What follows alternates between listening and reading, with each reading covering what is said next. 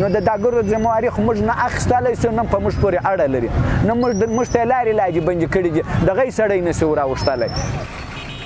په داسې حال کې چې د طالبانو ادارې او پاکستان ترمنځ د سولې له مذاکراتو هره ورځ ضد و نقیض خبرونه خپرېږي او تر اوسه دواړه لوري یوې پایلې ته نه دي رسېدلي، ورسره هممهاله په دواړو خواو کې سوداګر دې حالت اندېښمن کړي او د دواړو هیوادونو ترمنځ د لویو لارو د خلاصېدو غوښتنه کوي.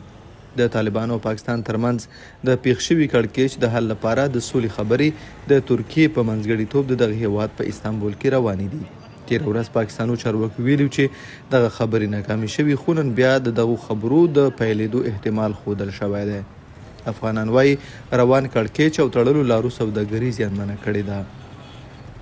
اغېزې ډېر خطرناکه دي ځکه اوس هم د اخواته موټران ولاړ دي، لار بنده ده، دې خواته موټران ولاړ دي او هغه ګډه تجاران د دې خوا تجاران هم تاوان دی، دا خوا هم تاوان دی.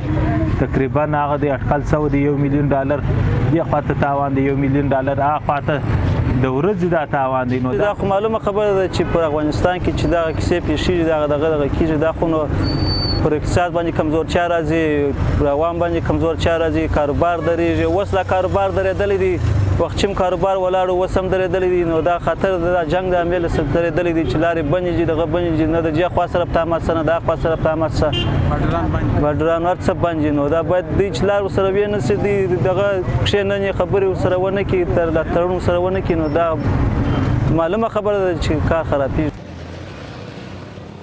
د طالبانو او پاکستان ترمنځ د ډیورنډ کرښې په اوږدو کې د نښتو له پیل سره هممهاله سپین بولدک، تورخم او نور بندرونه تړل شوي چې له امله یې مسافرو او سوداګرو ته ستونزې جوړې شوي. خلک هیله لري چې هر څومره ژر کېږي دا موضوع حل او وضعیت عادي شي.